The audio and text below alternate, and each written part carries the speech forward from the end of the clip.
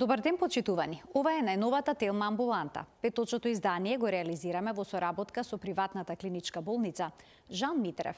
Денеска ќе зборуваме за женското гинеколошко здравје, поточно за крварењата од матката кај жените помеѓу две менструации и за време на менопаузата и постменопаузата. На оваа тема разговорот ќе го изведеме со доктор Саша Јовчевски, гинеколог акушер, субспецијалист по онколошка хирургија. Разговорот следува веднаш по рекламите.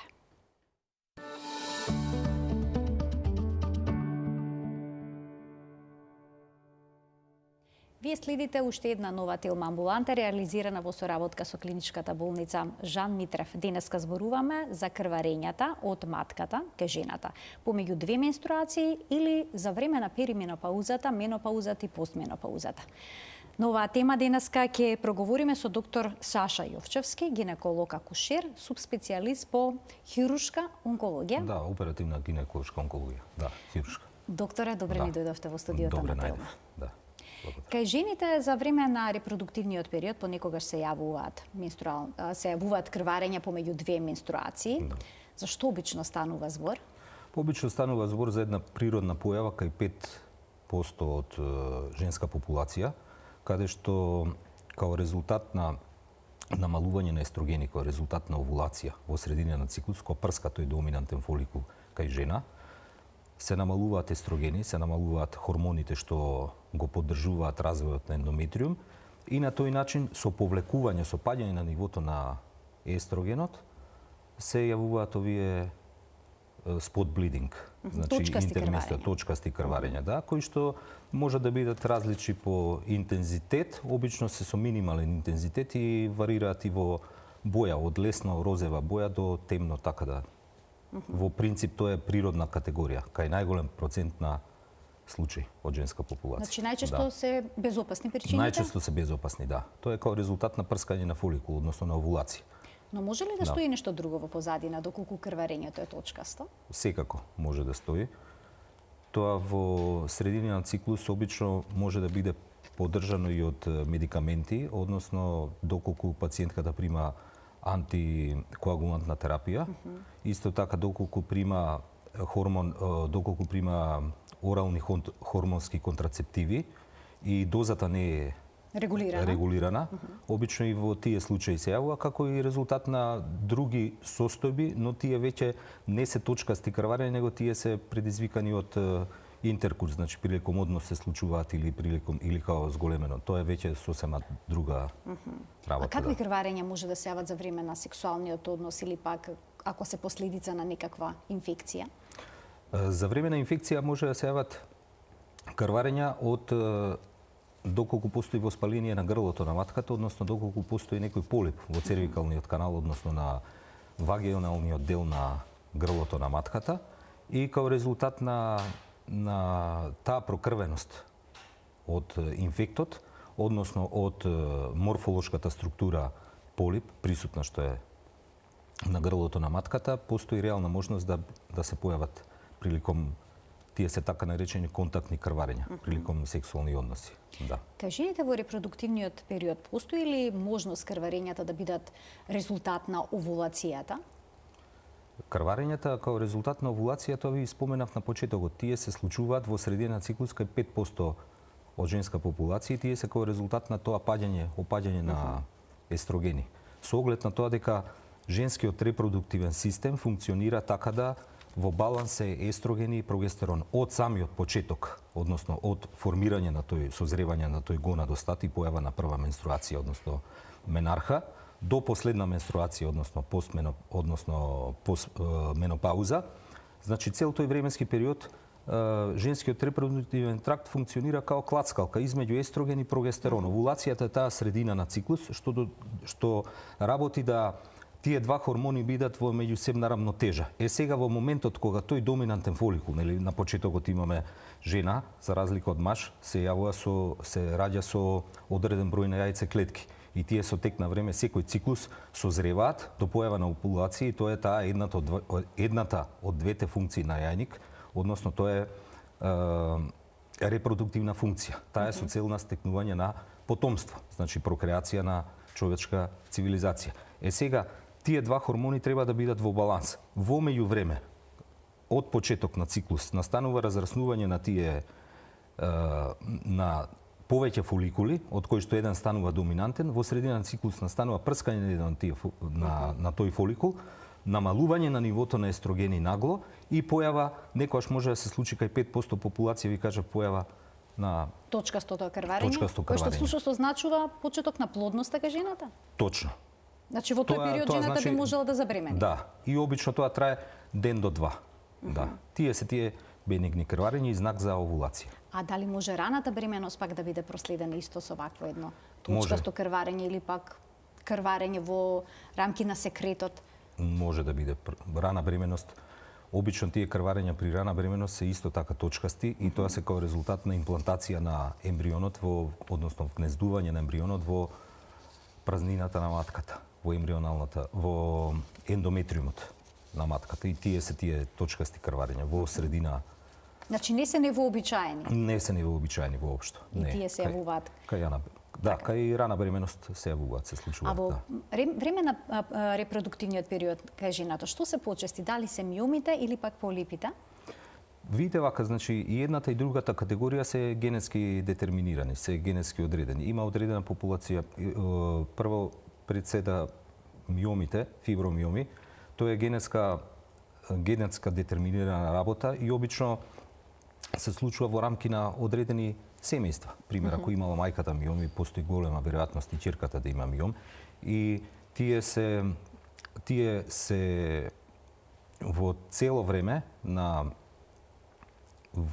тие практично растат во тек на цел репродуктивен период. Во цел репродуктивен период. Оној момент практично кога се намалуваат естрогените, тие миоми престануваат да растат. Тоа е конкретно што се однесува до миомите. Полипите се комплетно друга категорија. Тоа е кога делот од ендометриум е таргет по-чувствителен на естрогени, постои можност да расне тој дел од ендометриум и да направи полип. Полипите почести се претпоставувам при завршувањето на репродуктивниот период или нема такво правило? Не, нема некое правило. Обично се јавуваат во континуитет во перименопаузален период, се јавуваат заедно со хиперплазија, најчесто се со хиперплазија, тоа е разраснување за дебелување на ендометриумот. И тоа е исто предизвикано од хиперестрогенизам, али тоа е веќе со нарушување тоа што ви кажав на балансот измеѓу естрогени и прогестерон. Да. Така. Сега кога зборуваме за репродуктивниот период кај жената, дали промените како што се миомите и полипите, секогаш ќе бидат проследени со некаква форма на вагинално крварење? На гинеколошко крварење, бидејќи некош нели потекнува крварењето од матката, друг пат од вагината. Да. Не мора да значи да се секогаш проследени. Најчесто крварењата предизвикани од страна на миоми се како резултат на зголемување на целокупниот волумен на утерусот. Значи матката се зголемува целокупно. Кавумот, обично утерусот, матката кај жена е 2 до 3 сантиметри, негде отприлике 3 сантиметри, а доколку се јави фибромиом, доколку се јави миом, таа знае да достигне некојаш големина и 10-20 сантиметри. Можете да замислите кој е тоа крварење као волумен, што може да се јави кај нормална матка од 3 сантиметри и кај матка што има празнина, што има кавум, од 10 до 20 сантиметри. Тоа е комплетно различно по волумен. Така да, во принцип, миомите се склони кон крварење. За разлика, полипите не се склони кон крварења. Тие се јавуваат обично, тие исто ви кажав дека се генетски детерминирани и тоа е као резултат на преосетливост на еден дел од ендометриумот на естрогени. Значи, ендометриумот е чувствителен орган кај жена, таргет орган за естрогени. Преска ви спомнав дека со развој на пубертет, со развој се менува морфологија кај машко и женско тело.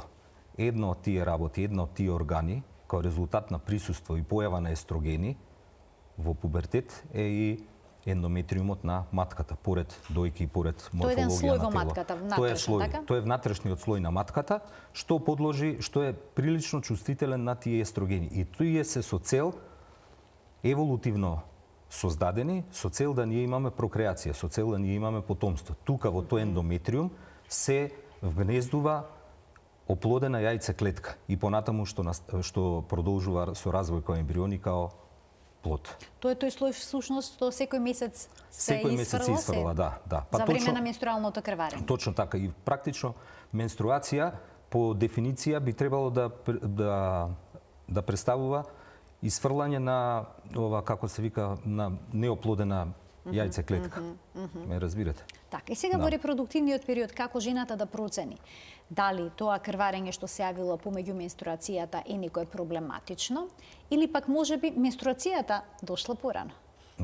Тоа секако може да се провери со еден обичен општ гинеколошки преглед кој што се состои од преглед во спекулум и ултразвучен преглед, што е неколку минутен преглед. Одредно. И така гинекологот може да даде проценка за што точно станува збор. Со еден обичен всушност најобичен гинеколошки преглед, да. Доколку станува збор за крварење во репродуктивно доба, тогаш во тој случај него секогаш се прави тест за бременост. Случајно да не стане збор за некоја рана бременост. Тоа преска што го споменавте дека да, така го споменавме, дека може да биде и кај дел од бременосите може да се јави благо крварење. Благо крварење, тоа е тоа што го споменавме преска, имплантационо крварење, каде што ембрионот се вмездува во хормонски припремен ендометриум од естрогени. А што ако за време на бременоста е силно крварењето? Како мислите? Ако за време на бременоста, на раната бременост се јави посилно крварење. Значи ли тоа дека е спонтан абортус или повторно може да биде поврзано со раната бременост? Има повеќе тука опции. Не е тука само една опција. Може да биде, да кажем, имплантационо крварење, али може да биде некогаш имплантацијата на самиот ембрион да биде не во ендометриумот, значи не во таа слузокожа на матка, него може не во матерична, па технички на некој начин е тоа во матерична бременост. Може да се вгнезди пониско доле, значи на грлото на матката, што практично е многу тешка компликација. Обично тие крварења се драматични. Да. Дојдовме до грлото на матката. Да. Знаеме дека се прават редовно ПАП тестови, типизации за присуство на ХПВ вируси, бидејќи се јавува ризик од развој на карцином на грлото на матката. Да. Сега, на карциномот на грлото на матката претходат одредени промени. Дали тие може да предизвикаат крварење кај жената во репродуктивниот период? Да, секако. Секако. Превентивните прегледи практично ја чуваат глава на секоја жена и го прават животот многу поедноставен.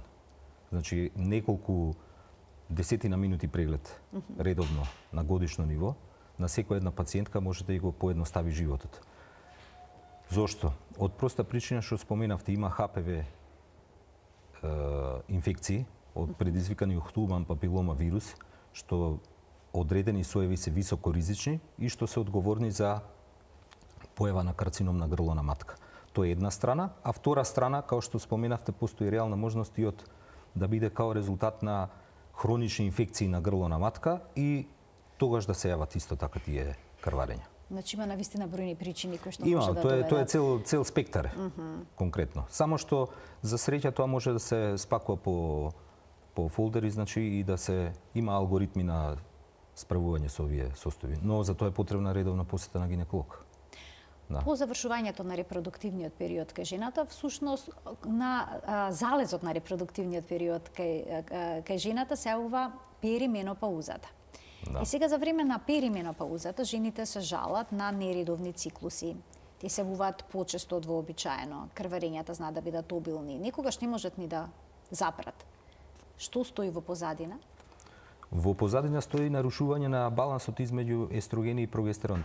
Цело време значи играме со тие два хормони од почеток, значи од пубертет до менопауза, што е последна менструација, значи цело време е баланс измеѓу естрогени и прогестерон. До средина на циклус имаме доминантно доминираат естрогени, после овулација доминира прогестерон. Тој прогестерон е со цел еволутивно создаден со цел да го припреми, да сочува бременоста. Тој е хормон заштитник на бременост. И доколку се наруши тој баланс, доколку престане јајникот ја изгуби таа своја моќ, да престане да има цикличност, значи да има овулација.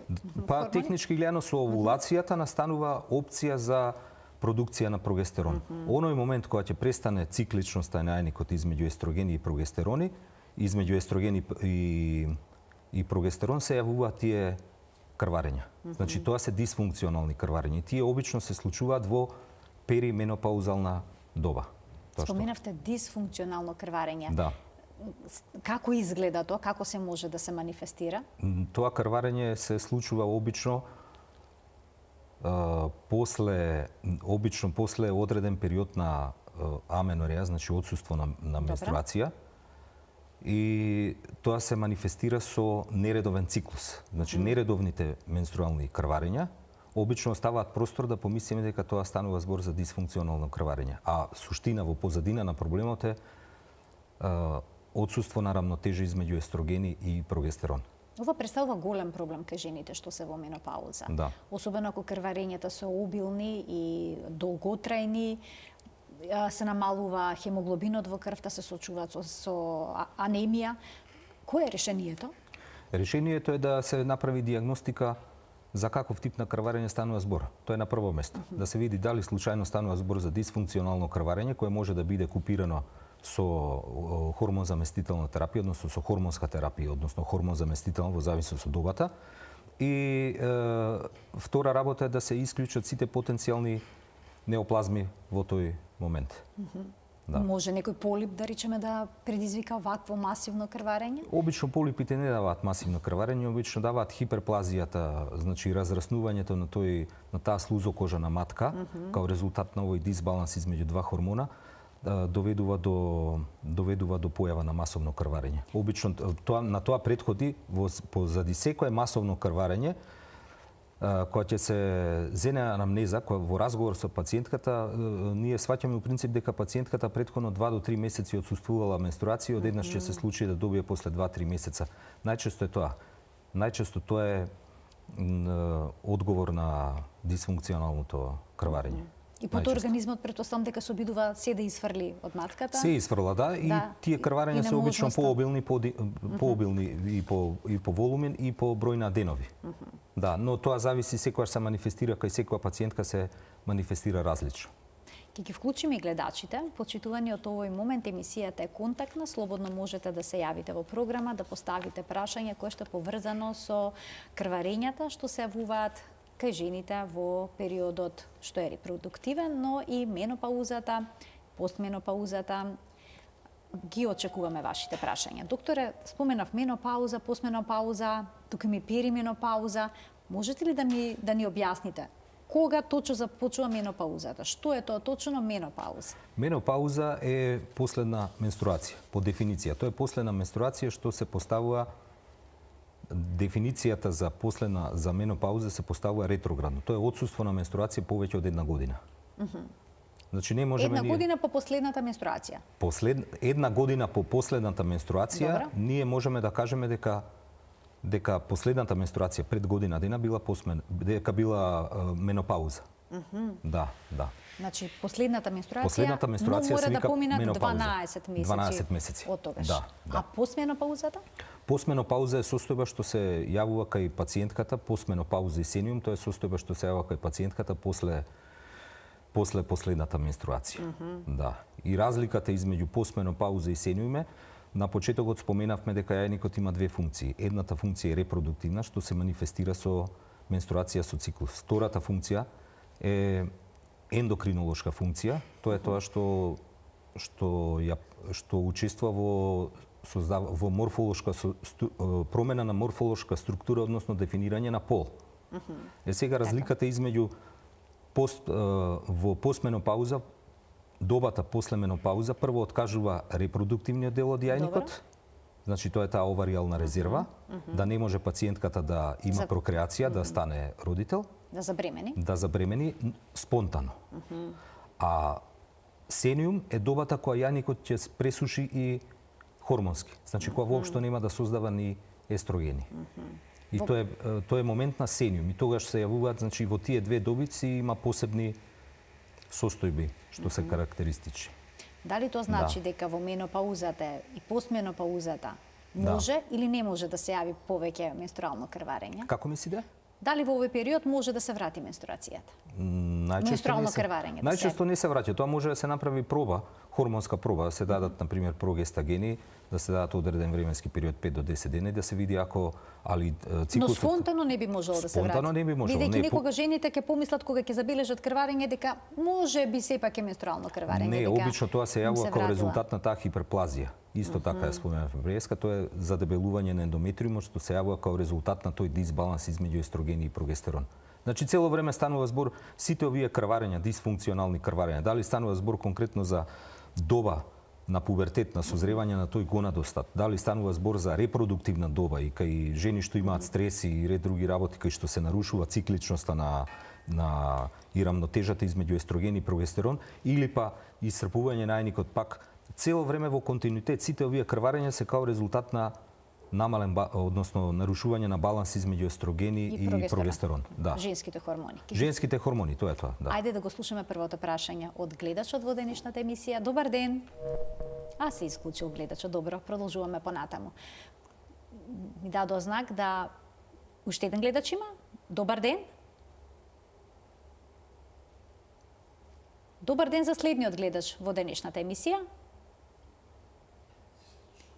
И тој се исклучил, добро. Продолжуваме понатаму. Да. Докторе, значи кога ќе се јави периодот на менопауза и постменопауза, дали секој крварење треба да се свати сериозно? Секако. Сите крварења прво треба да бидат превенирани тие крварења со редовни идење на гинеколог.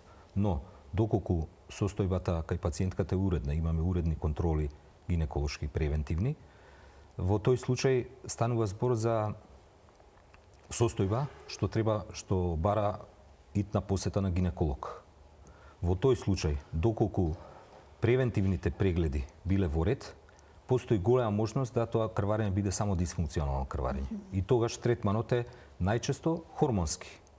И во тој случај по давање на терапија, што може да биде хормонски, може да биде, да речеме, во различна форма, може да бидат таблети, може да биде спирала и ред други работи.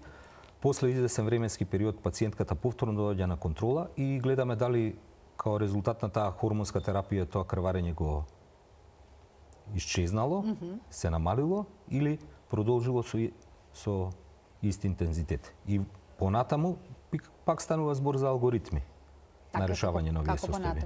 Ке се задржиме на хормоните веднаш по вклучувањето на гледачот во денешната емисија. Добар ден. Се надевам дека овој пат гледачот успешно ќе се вклучи и ќе го постави прашањето. Еве уште една можност за него. Добар ден. Добар ден, ме слушате? Да, одлично ве слушаме, повелете. Јас во моментов се справувам точно со ова како вашава тема што е.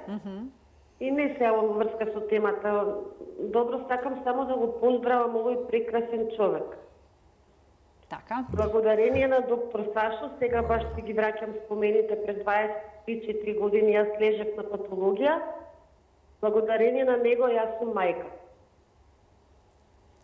Одлично. Ви благодарам што се вклучивте во програма, што го споделивте вашето искуство, а споменавте дека сега имате поинакви проблеми, предпоставувам. Имам исто ова, вака имам, сега сум во менопауза веќе.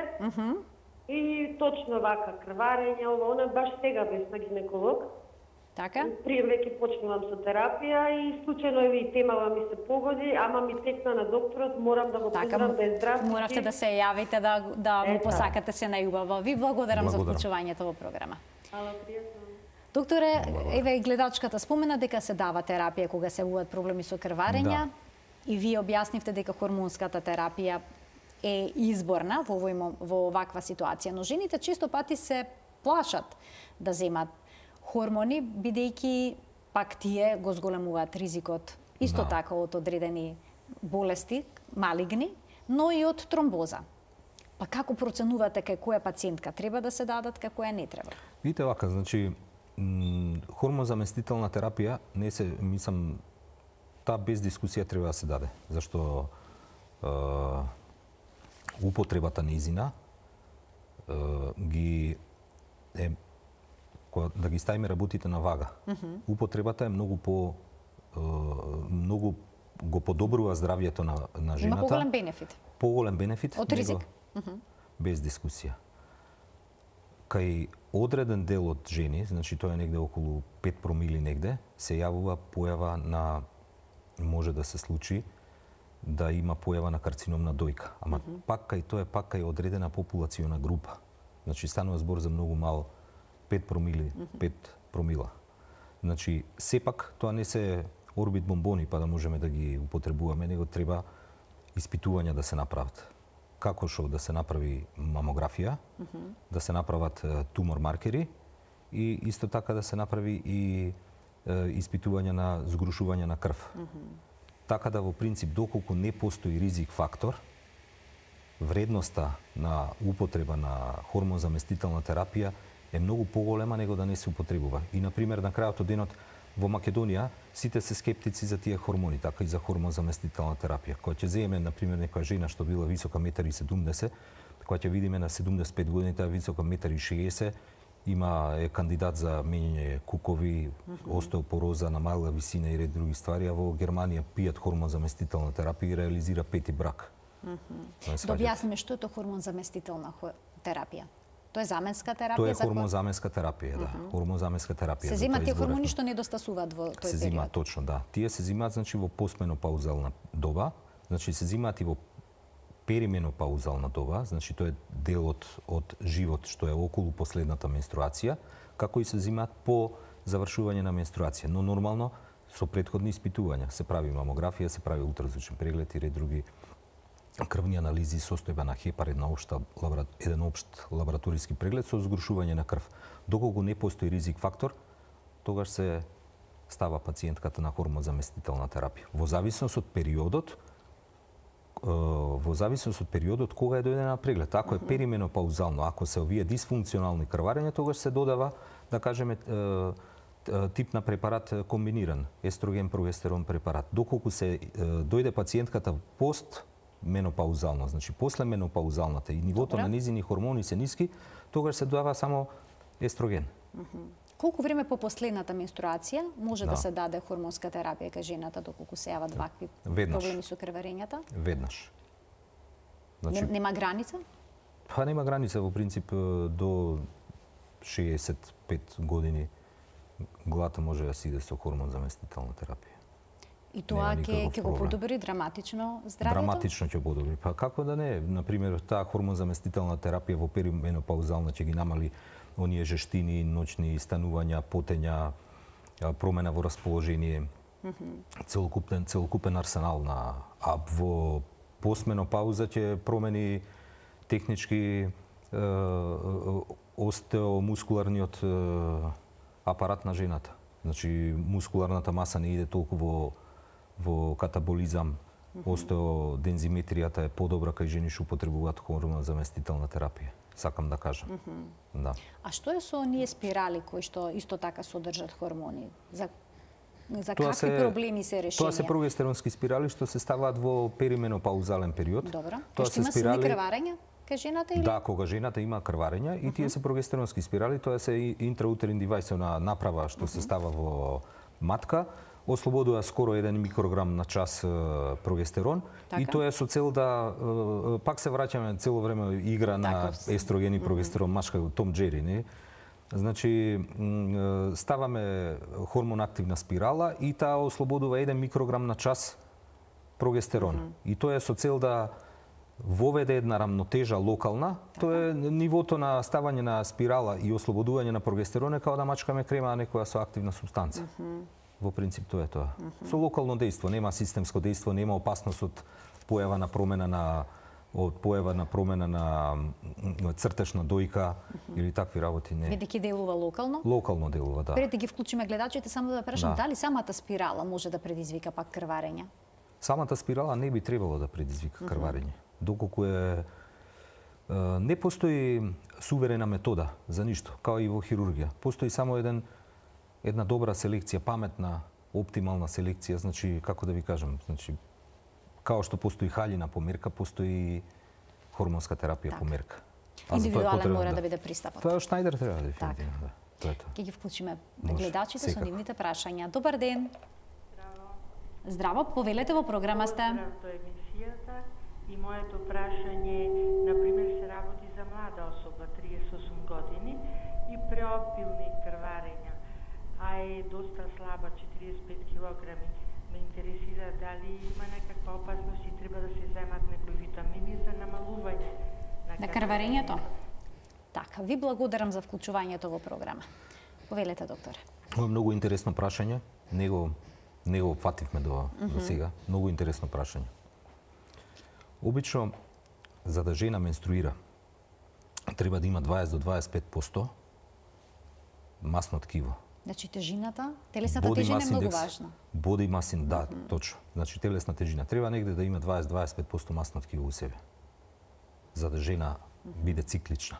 Така. Проблемот кај хектични жени, кај жени што, пошто господјата спомна, пациентката, господјата спомна, пошто прашуваше за друг, спомена дека станува збор за 45 килограми, 38 годишна пациентка.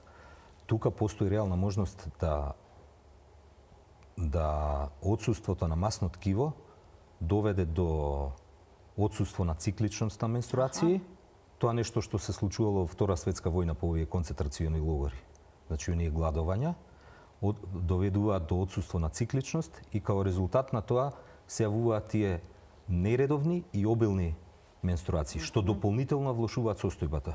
Во случајов потребен да се направи еден општ преглед и евентуално да се дадат некои анаболици со цел да се зголеми body mass индексот на пациентката. И да се зголеми... Значи, како што е проблематична покачината телесна тежина, исто така до проблем може да доведе и многу малата телесна тежина кај жената кога станува збор за менструалните циклуси и нејзиното здравје. Без дискусија. Значи, малата е исто така опасна као и преголема. Преголема тежина доведува до состојба на трети јајник.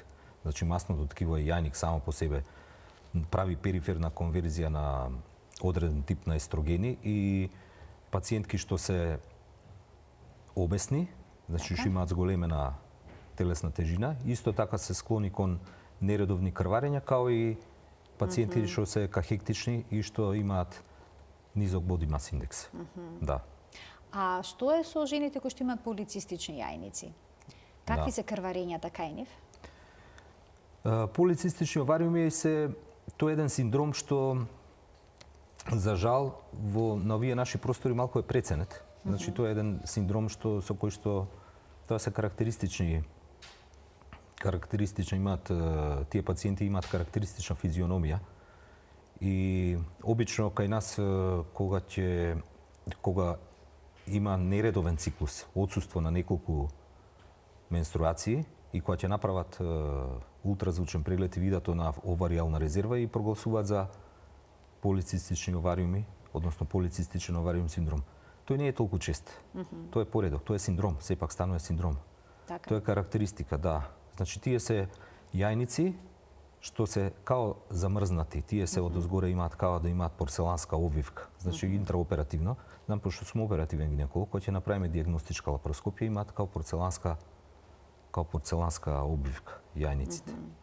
И технички тие жени многу тешко доживуваат овулација, али имаат и други карактеристики во нивниот морфолошки изглед. Значи они немаат кук-струк, имаат поандроген изглед, андрогена диспозиција на влакна, значи имаат косматост од машки тип, да кажеме се поразлични, имаат влакнатост на лицето. Влакнатост на лице, да. Сега видите, не секој тип на влакнатост, кај нас се прогласуваат, например, секој еден ултразвучен преглед и отсуство на циклус, вика, има полицистичен овариум, а пациентката има 90-60-90 градба, ме разбирате? Мислам, тоа не иде тоа така. Исто така и косматоста. Ние сме медитерански базен, наша жена, црна медитеранска жена е да кажеме повлакнеста, да. Тоа е и у принцип тие хормони некои што се предвидени, да кажеме, и тие дози некои кај контрацептиви, орални хормонски контрацептиви што има некои микродози 0,2-0,25 да речеме етинил естрадиол, тие не постигнуваат овулација кај медитеранска жена у базен. Не кај сите. Затоа преска ви кажа потребно е калибрирано подесување на тие работи, да. Така. Кога зборуваме за периодот на менопауза и постменопауза, вела дека жените многу сериозно треба да го сватат секое крварење, бидејќи 1 од 10 жени е можно да има рак на ендометриумот. Да. Знаеме дека е опасна малигна болест тоа, но дали крварењето секогаш ќе биде еден од првите симптоми? Не мора да значи. Постојат ултразвучни параметри кои што тоа може да се превенира и да не чекаме да дојде до крварење па да диагностицираме карцином на ендометриум. Карциномот на ендометриум е карактеристично што се јавува као резултат на тој дисбаланс повторно измеѓу естрогени и прогестерон.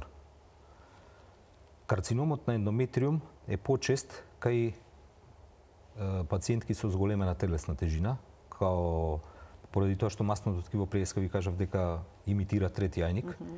И тоа дополнително влијае цело време да биде тој ендометриум, таа слузокожа на матка, цело време биде изложена на естрогени во континуитет, кои што не се доволно јаки да направат цикличност и да направат пик во естрогени и да направат овулација, него цело време, да кажеме, го задебелуваат ендометриумот во континуитет.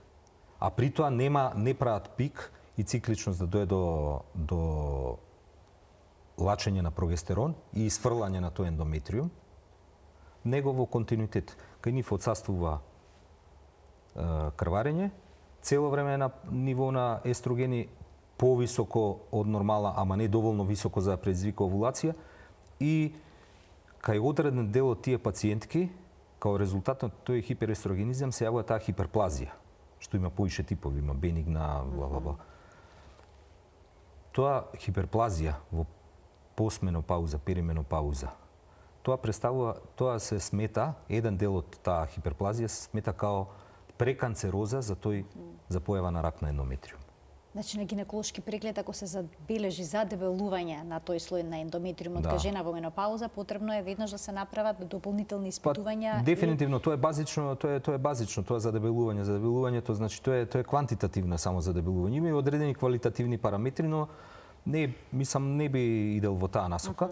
Сосема доволни се редовни гинеколошки прегледи и доколку се приметат, да кажеме, одредени ултразвучни параметри кои асоцираат за појава на некој несакано, да кажеме, да продолжи развојот на тој ендометриум во некој несакан правец во прилог на ендометриален карцином, во тој случај се препорачува хистолошка верификација, односно конкретно тоа е киретажа. Киретажата. Пред да преминеме на киретажата, ќе му дадеме предност на гледачот да го постави прашањето. Добар ден. Добар ден. Повелете. Поздрав до докторот. Ви благодарам. Вака се работи за пациентка 43 години со обилни крварења. Значи, ова е подолг период крварења, некаде после пораѓање 15-16 години. Хормоните се во ред, правено еднашка киретажа. Немаше, се беше во ред на резултатите. Значи, само со хормонска терапија може да се среди, на друг начин никако. Така. Што би ми предложил докторот. Ви благодарам за вклучувањето. Потребно да се види волуменот на утерус колкав е. Доколку станува збор за зголемена матка, има една појава што се вика аденомиоза. Тоа е присуство на слузокожа во самата мускулатура на матката. Со оглед на тоа да матката го спречува крварењето со контракција. Матка е мускулен шуплив орган. Таа има со цел да донесе бременост. Значи, тоа е единствена нејзина функција. Нема никаква друга функција. Кај одреден дел од жени, генетски детерминирано, ендометриумот се наоѓа во самата мускулатура. И мускулатурата губи својство да се контрахира, да се стега. И во тие случаи имаме појачани крварења и поред дадена хормонска терапија и поред даден свет. Значи, цикличноста е чувана, ама контрактилноста е намалена. Така. Ме разбирате? Така да во принцип, ако нема контракција јака на утерусот, во тој случај може да има продолжени крварења. Значи, и тоа треба да се види, да се испита ултразвучно. Тоа би била една од опциите, но сепак ултразвучен преглед е основа за сите третмани што би следеле понатаму. Дали се тоа хормонски или хируршки, да. А пред да преминеме на хируршкото лекување, како што е киретажата, би сакала да прашам какви се крварења во менопаузата се проблематични? Дали точкастите, дали секретот кој што има кафено обојување или пак розеникаво исто се смета за крварење и е сериозно? Па видите вака, во постменопауза секое крварење се сваќа сериозно. Тука нема дилема, нема дискусија воопшто. Секој крварење во постменопауза се сваќа сериозно и мора да се оди за Значи најмала промена која што сугерира присуство на крв, баре да биде проследена тоа не е нормално. Не е нормално. Не е нормално тоа. И значи веднаш мора да се преглед од направи гинеколог. Веднаш преглед од гинеколог. Најдобро сега да дискутираме, тоа е спектар веќе на сценарија што би можело да се деси, нели? Крварење во сениум, во постменопауза сениум, тоа е спектар. Значи најбенигна работа би било доколку станува збор за нарушување на намалување на нивото на естрогени и атрофија на гениталниот тракт. Во тој случај имаме отсуство на естрогени, тие крвни судови, тие ткива се пофрагилни и може некојаш дури као резултат на обична најбанална инфекција, обична кандида може да доведе до прскање на тие микрокапиларни мрежи, кои што пошто ткивото е истенчено кај тие пациенти. Тоа е најдобро можен сценарио, најтешко сценарио е карцином. А тоа за да се диагностицира потребно да се направи хистолошка верификација киретажа.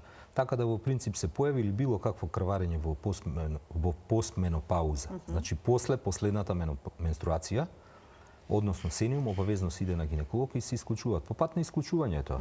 И постојат алгоритми. Значи се прави киретажа, односно се отстранува целиот слој што целиот слој на ендометриум, да, и се праќа на хистолошка анализа.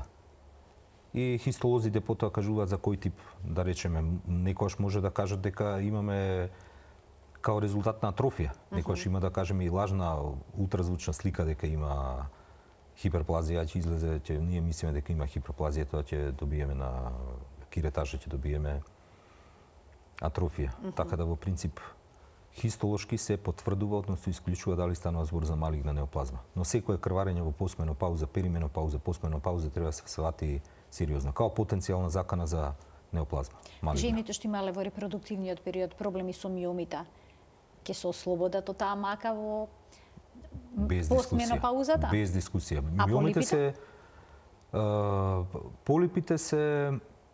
полипите ви кажав, значи тие се као резултат на пречувствителност на одреден дел на ендометриумот, пречувствителност на естрогени. Значи може цел ендометриум да не биде чувствителен, еден дел да биде, да кажеме, као островце и дука ќе разрасне као резултат. Ако забележите полип во тој период, животен период на жената, неопходно ли е да се отстрани или може само да се следи?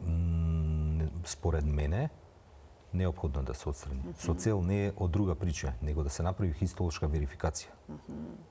Со оглед на тоа да било кое, која целиот организам опаѓа, која целиот организам иде надоле, човек старее и постепено се гаси. Појава на било која нова промена треба да се свати сериозно.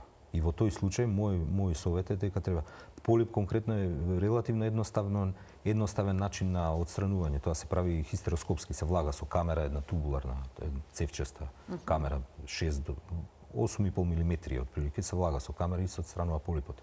Ме разбирате, се плаќа на анализа. Тоа е релативно едноставна интервенција со цел да се превенира понатаму, не дај Боже, многу потешка операција. Со оглед на тоа дека јас работам онкологија, работам радикална онколошка оператива. Што значи радикална онколошка оператива? Комплетно отстранување на матка? Радикално работам онкологија, конкретно да, комплетно отстранување на матка, да, во прилог на ова вие што го зборите. Значи матка, јаници, све се отстранува во тој случај. А во кој случај кај жената се препорачува да се отстрани матката? За која форма на крварење можеби можете за некоја пациентка да сметате дека е кандидат за една таква Обично интервенција? не се зауставуваат крварења кај пациентки што имаат миоматозна структура на матка, што имаат голем волумен на матка и таму конкретно прво као резултат на тие фибромиоми е нарушена контрактилност на матка. Значи тие миоми не дозволуваат да миометриумот, значи мускулатурата на матката убаво направат убава контракција, убаво да стегнат матката приликом крварење. Значи стегањето на матката е начин на зауставување на крварење. Значи прво од тие миоми. Второ, као резултат на зголемен волумен, тоа се матки што некојаш можат до 10-20 см да имаат сама празнина од матка да биде 10-20 см. Значи и трета работа е тоа што обично кај тие пациентки се јавува најчесто и као резултат на тие нерегуларни крварења, нарушена контрактилност, се јавува и дисфункционално крварење. Да. Така да во принцип тоа се кандидати што априори би се одело на отстранување матка, доколку не сакаат, например, да презервираат матката за бременост, као пациентка што беше 62 години што роди дете. Значи, обичок е повозрасни жени кои што веќе се имаат реализирано во мајчинството. Баш така, да. Дали е тоа сложен зафат и може ли пак да доведе до други проблеми, до спад на мочниот меур, на вагината и слично? Не, видите, ако добро се изработи таа операција, не би требало да дојде. А спадот на мочниот меур, тоа е исто генетски детерминиран. Тоа е као резултат на слабост на преден вагинален зид. И тоа е генетски детерминирано. Тоа е комплетно различно погледа од ова што го дискутираме. Значи, тоа се тие така наречени женски кили. Тоа е спадовина. Да. А конкретно, ако се изработи, вие што ме прашавте, во случај кога ќе се извади матка, кога ќе се направи хистеректомија, во зависност од добата, дали ќе се извади, например, миом, саката иде понатаму да се репродуцира пациентката, тоа е релативно едноставна операција. Мислам, збориме од мој аспект. Така. Да. Докторе, и на крајот да заклучиме дека жените покрај тоа што се во менопауза, треба да одат редовно на гинеколог, бидејќи некако откако ќе заврши менструалниот циклус, вела дека навиките барем во нашата средина се поинакви. Да, па ја гледам по мајка ми. Мислам, што да збориме понатаму. Мислам, не за која ќе прашам, она ми ка и треба да идам на гинеколог, не ви. Мислам, со стрес го доживуваат тоа? Па така некако го доживуваат, некако не знам. Како еден непотребен преглед. Као непотребен преглед. Демек е што ја готово сум завршила, демек немам циклус, немам ништо. А не е баш така, баш тогаш треба да се прават и мамографски прегледи, идење на гинеколог. Може би не толку често као во репродуктивно доба или при напуштање на менструација, тоа што го збориме перименопауза, али потребно да се прават обавезно. Барем еднаш во 2 години. Да. И секој ненормално крварење? Секој, појава на било какво крварење во постменопауза, сениум, се иде на обавезен преглед и ненормално крварење во тек на репродуктивна доба се оди на преглед. Обавезно. Тоа се надвор од тие превентивни прегледи што се потребно да се утврди од што е тоа крварење да се даде адекватен третман. Но и секако обилните менструални крварења не се за потценување и тие бараат гинеколошки преглед, а понекогаш и третман. Хормонската терапија не треба да представува толку голем стрес и страв кај нашата популација. Не би требало, не. Не треба. Докторе, ви благодарам многу за вашето денешно гостување во Телма амбуланта. Отворивме тема на која што досега не сме дискутирале. Предпоставувам дека беше се тоа што го кажавте корисно за нашите гледачи. Благодарам и вам. Пред се гледачки. Благодарам. Почитувани, ви благодарам и вам што и денеска не следевте, што изгледавте уште една Телма амбуланта со внимание. Ви посакувам пријатен ден.